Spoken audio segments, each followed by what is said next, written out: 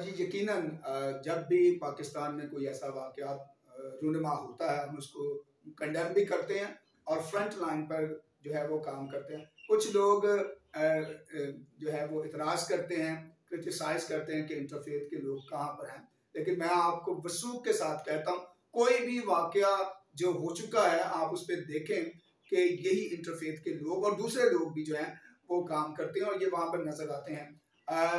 शमा और शहजाद का जब वाक़या हुआ था तो प्रेस्बिटेरियन चर्च की नुमाइंदगी करते हुए मैंने ही एक प्रेस कॉन्फ्रेंस अरेंज की थी लाहौर प्रेस क्लब में और आप वहाँ पे चीफ आप थे और आपकी सरबराही में हमने उसको कंडेम भी किया था। इसी तरह जोसेफ कॉलोनी का वाक़या हो तो जब जोसेफ कॉलोनी को जलाया गया तो अगली सुबह सबसे पहले बतौर मजहबी एक खादम के तौर पर मैं वहाँ पर मौजूद था।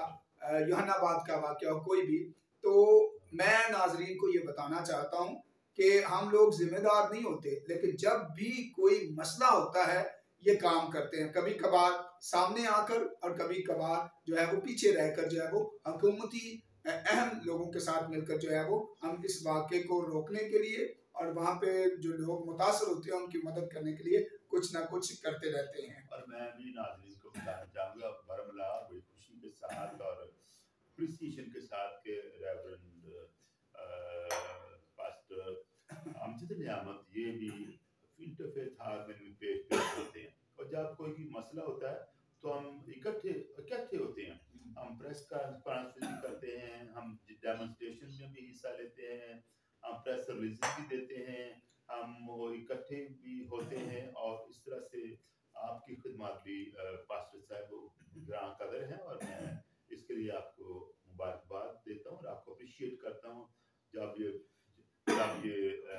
मैरिज एंड डिवोर्स एक्ट की बात हुई, जब ये जोसेफ कॉलोनी की बात हुई, जब ये कोटरा का किशन की बात हुई या जोधपुर को, उसमें हम इकट्ठे थे और हम हमेशा इकट्ठे रहेंगे।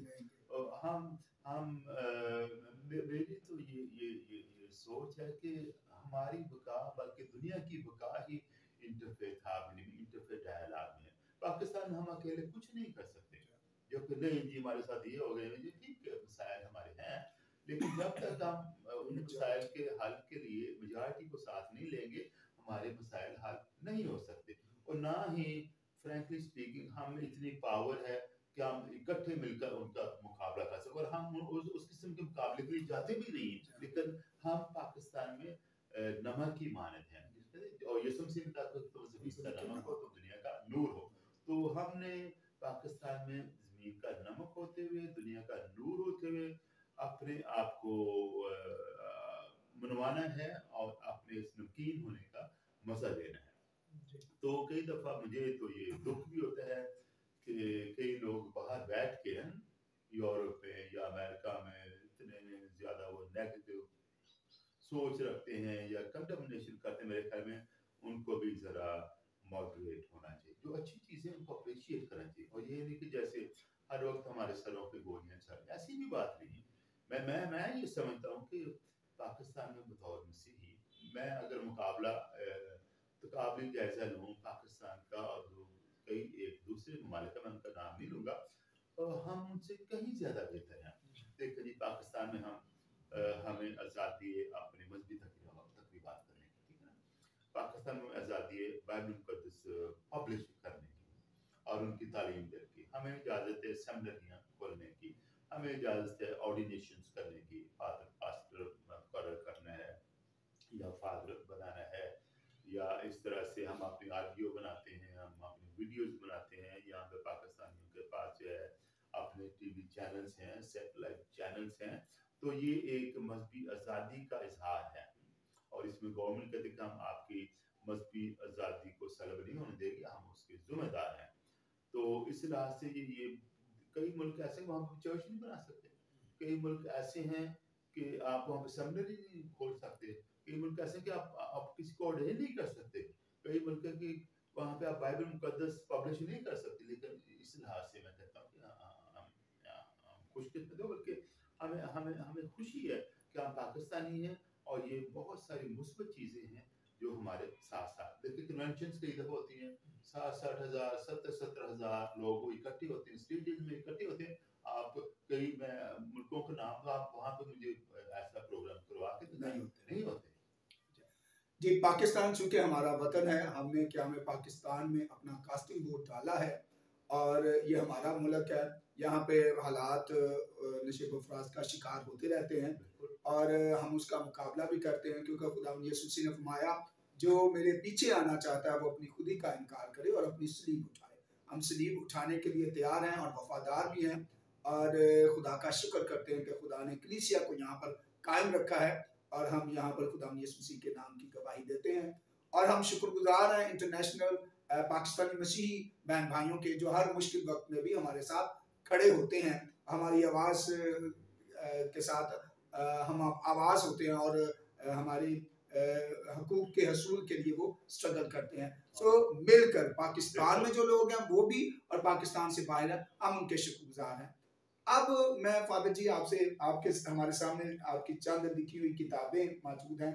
मैं चाहता हूं कि आप जरा इसके बारे में नाज़रीन को बताएं कि किताबें आपने जो पब्लिश की हैं, ये इनका टाइटल क्या और इनका मकसद क्या है? इससे पहले मैं मुख्तसरन ये बताना चाहूँगा कि पाकिस्तान का चर्च जो बड़ा मजबूत चर्च है। जी हाँ। और हमारी लीडरशिप जो है सारी वो पाकिस्तानी है, चर्च की हो, लेकिन जैसे हमारे कैथोलिक चर्च सारे बिशप्स जो हैं वो पाकिस्तानी, चर्च ऑफ पाकिस्तान के सारे बिशप्स हैं वो पाकिस्तानी, आपके मॉडरेटर जो हैं वो भी पाकिस्तानी हैं। तो इस तरह से हमारे एक मैं ये कि बड़े मजबूत और सॉलिड चर्च जो है वो पाकिस्तान में मौजूद है और हम फ्लोरिश कर रहे हैं और इसके लिए हम खुदा का शुक्र अदा करते हैं। और ये जो मसीह खुदा का मिशन जो है वो पाकिस्तान में जारी व सारी है। और वाकई मैं शुक्रगुजार हूँ अपने उन मसीही भाइयों का, बहनों का जो कि दीगर ममालिक में हैं, जो कि यूरोप में हैं, जो कि अमेरिका में हैं, वो हमारी आवाज़ बनते हैं और बड़े हाई फोरम्स में वो हमारे मसाइल को लेके जाते हैं, जैसे यूरोपियन यूनियन में लेके जाते हैं या यूएनओ में लेके जाते हैं। तो ये अच्छी बात है, शुड कीप इट अप। लेकिन हमें इतना बेबातिल भी नहीं हो जाना चाहिए, अगर नहीं कुछ भी नहीं हो रहा, बहुत सारी अच्छी चीजें पाकिस्तान में हो रही। जो मसाइल हैं, क्या हमारे मुसलमानों को मसाइल कम है? बहुत सारे मसाइल का उनको भी उनको भी सामना है और इसी तरह हमें भी सामना है, लेकिन हमने कोशिश करके मिलजुल के इनको हम हल करो। और अकेले हम उसका हल नहीं ढूंढ सकते जब तक जो हमारे मुसलमान भाई या पार्लियामेंटेरियन जो है वो हमारे साथ में। ये आपने इससे के साथ साथ मैं पाकिस्तान में मजहबी अक़लियत, अपने कायदीन का, मजहबी रहनुमाओं का और अपने सियासतदानों का, पार्लियामेंटेरियंस का भी हमेशा शुक्रिया अदा करता हूँ। और मेरी दानिश में जब तक मजहबी रहनुमा, पार्लियामेंटेरियंस और मकतबा फ़िक्र के मिलकर लोग इकट्ठे एक फोरम पे स्ट्रगल ना करेंगे, उस वक्त तक हमारे मसाइल जो है वो हल नहीं हो सकते। हम शुक्रगुजार हैं यूके के तमाम मसीहियों के लिए, अमेरिका के, यूरोप और दीगर तमाम ममालिक के जो हमारे साथ, जी हाँ, जर्मनी में, जी हाँ, इटली में, जी हाँ, बिल्कुल, ये हमेशा स्ट्रगल में हमारे साथ होते हैं। गुज़श्ता दिनों 2 दिन पहले भी हॉलैंड में एक बहुत बड़ी कॉन्फ्रेंस हुई है, जिसमें पाकिस्तान में जो जबरी मजहब तब्दीली है उसके बारे में उन्होंने कॉन्फ्रेंस की है, सोच विचार की। हम उनके शुक्रगुजार हैं। अब मैं फादर जी ये आपसे सवाल करना चाहता हूँ, जानना चाहते हैं मैं भी और दूसरे, पाकिस्तान में ब्लास्फेमी लॉ जो है इसका गलत इस्तेमाल किया जाता है, मजहब के नाम पर इंतहा पसंदी होती है। क्या हुकूमत संजीदा है और क्या हमने उनके साथ कोई डायलॉग या कोई ऐसी चीज़ पेश की है ताकि वो ब्लास्फेमी लॉ के गलत इस्तेमाल को रोकथाम में कोई अहम किरदार अदा करें, कोई पॉलिसी बनाएं ताकि इस तरह के वाक़यात ना हो? इसके बारे में आप क्या फरमाएंगे? इसके बारे में ये कि ये जो ब्लास्फेमी लॉज तो बनाए गए हैं, हमें जो है ना वो जो मुश्किल है या हमारी जो रिजर्वेशंस है वो ये कि इसके गलत इस्तेमाल को रोका जाए, क्योंकि बहुत सारे वाक़यात हो चुके हैं कि किसी पर इल्ज़ाम लगा के खुद ही वो इल्ज़ाम लगाते हैं, खुद ही वो जज बन जाते हैं, खुद ही वो जलाद बन जाते हैं और ये इस किस्म का रवैया जो काबिल मज़म्मत है। और इसमें ये जो ब्लास्फेमी लॉज का जो मिसयूज होता है, इसमें ना सिर्फ अक़लियत है बल्कि इसमें जो अक्सरियत है वो भी इसका मुतासिर है। और मेरे अंदाजे के मुताबिक कोई 1200 के करीब अभी majority community under blasphemy laws, और उसमें के 900 के करीब जो है वो मुस्लिम्स हैं। 900 900 वो मुस्लिम्स हैं जिनके खिलाफ ये लॉ जो इस्तेमाल किया गया है। ठीक है। तो मेरी हुकूमत से यही अपील है कि वो इसके गलत इस्तेमाल को रोकें, और जो लोग इसका गलत इस्तेमाल करते हैं उनको भी कड़ी सजा देनी चाहिए।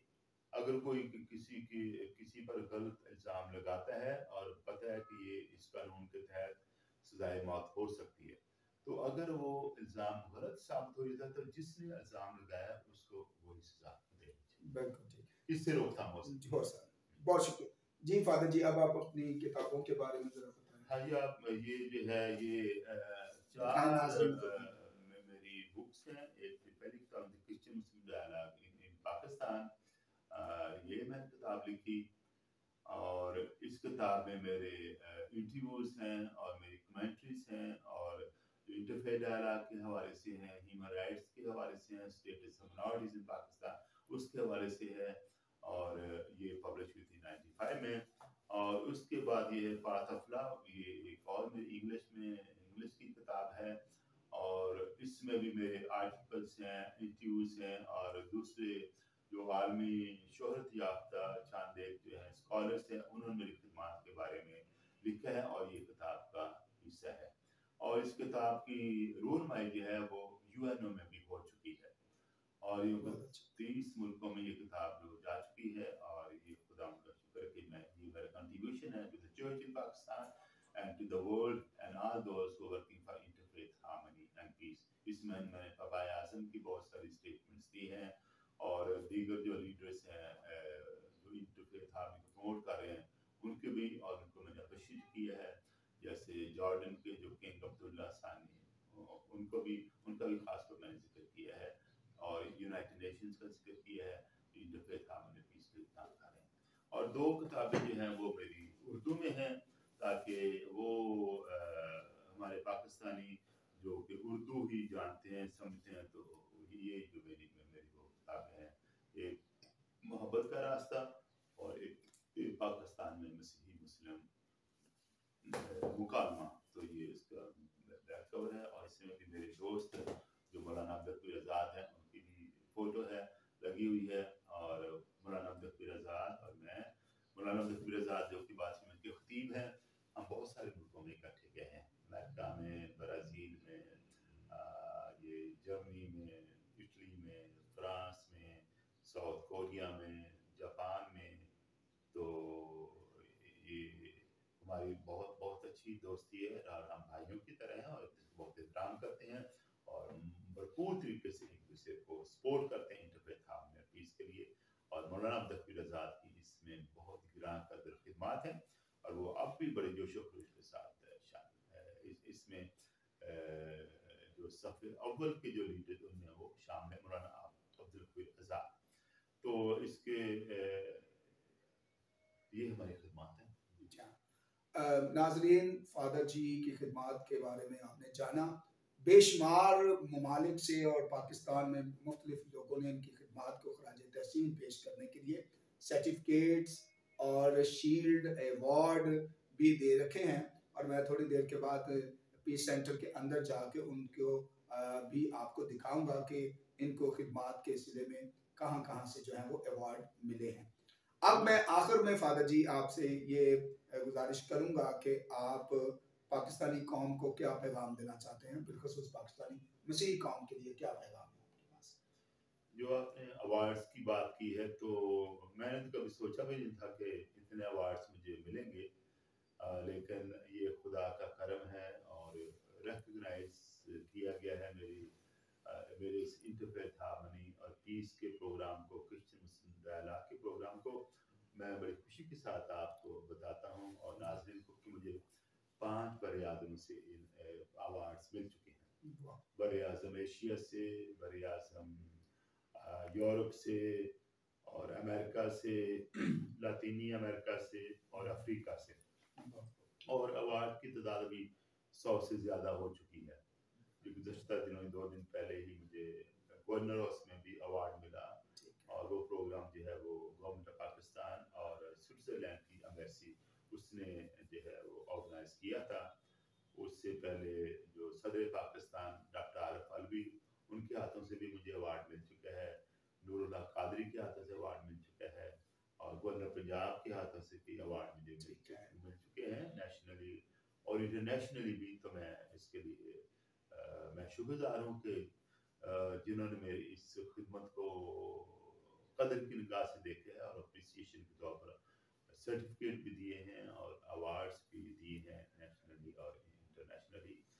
तो मैं ये कहना चाहता हूँ कि ये जो अवार्ड जो मिले हैं ये काम की रिकॉग्निशन है। मैं ये कहता हूँ जो इंसान नेक काम करता है और जो इंसान जो है अपने इसमें इस काम को जारी रखते हैं हर हाल में, चाहे मुश्किलात भी आती हैं, चाहे चैलेंजेस भी आते हैं, चाहे कुछ लोग रुकावट का भी बायस बनते हैं, लेकिन जो नेक नीति से इंसान काम करता है उसका इस दुनिया में ही बहुत सारा उसका फल है और उसका नुकसान है। जी, तो आपने कहा कि पाकिस्तानी कौम के लिए पैगाम, मेरा पैगाम पाकिस्तान में सब लोगों के लिए है, मसीहियों के लिए है, मुसलमानों के लिए है, हिंदुओं के लिए है, सिखों के लिए, भाइयों के लिए है कि आइए हम पाकिस्तान का खूबसूरत मुल्क बनाएं, आइए हम इंटरफेथ हार्मनी और पीस को प्रमोट करें और हम उन चीज़ों पर ज़्यादा फोकस करें जो हम में कामन हैं। और जैसे गोल्डन रूल है जो कि तमाम मज़ाहब में पाया जाता है कि तुम दूसरों के साथ वही सलूक करो जो तुम चाहते हो तुम्हारे साथ करे।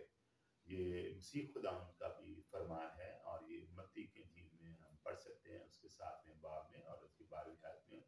इस तरह लूका की अंजील उसके 6 बाब में भी ये मरकूम है कि मसीह ने कहा कि तुम दूसरों के साथ वही सलूक करो जो तुम चाहते हो तुम्हारे साथ करे। तो ये गोल्डन रूल इस्लाम में भी है, हिंदुइज्म में भी है, सिखिज्म में भी है, टाओइज्म में भी है, शिंटोइज्म में भी है।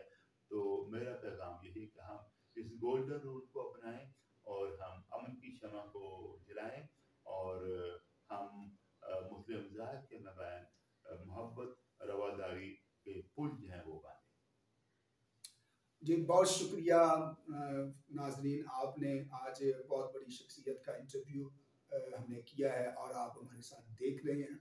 मैं चाहता हूं कि अभी तक आपने अगर हमारे YouTube चैनल को सब्सक्राइब नहीं किया तो करें, ताकि इसी तरह की कदावर शख्सियत के जो इंटरव्यू और सरमन्स और दीगर एक्टिविटीज़ जो है जो कुछ हम इंटरफेथ के हवाले से और कलीसिया की तरक्की के लिए करते हैं वो आप तक पहुँच सके।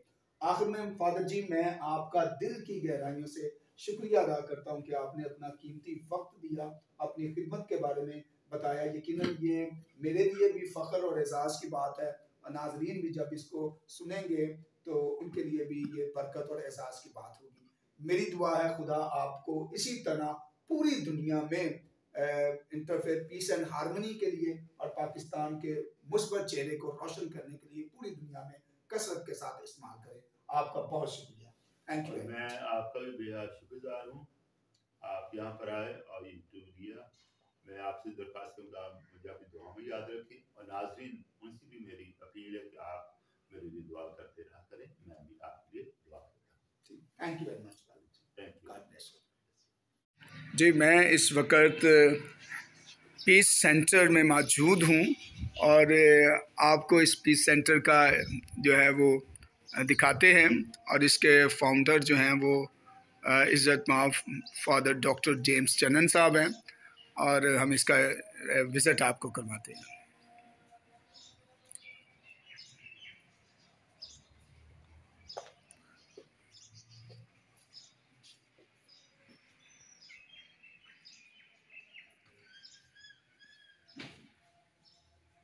ये गुज़श्ता दिनों यहाँ पर एक बहुत बड़ी national interfaith peace and harmony award conference हुई है और ये आप देख सकते हैं फादर जी के मुख्तलिफ बड़ी पर्सनालिटीज़ के साथ यादगार तस्वीरें, ये पापा आज़म के साथ जो उनके साथ तस्वीरें हैं और ये फादर डॉक्टर जेम्स चन्नन साहब को मुख्तलिफ तकरीबात पर उनकी खिदमात को खराज तहसीन पेश करने के लिए जो है वो एवॉर्ड बेशुमार हैं। कुछ यहाँ पे हैं, कुछ और भी जगहों पे हैं, लेकिन हम इसके लिए खुदा का शुक्र अदा करते हैं।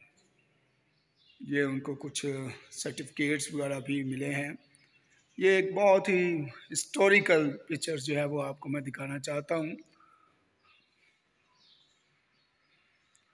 पापा आज़म पॉल के साथ बहुत बड़े मजहबी और सियासी कायदीन मिस्टर महात्मा गांधी भी आपको नज़र आएंगे। ये बहुत खूबसूरत और यादगार तस्वीर है जो यहाँ पर बहुत बड़े पोर्ट्रेट की सूरत में आवेज़ा है दीवार के साथ। सो ये लाइब्रेरी भी है। सो यहाँ पे मुख्तलिफ प्रोग्राम्स जो हैं वो फादर जी करते रहते हैं। Thank you.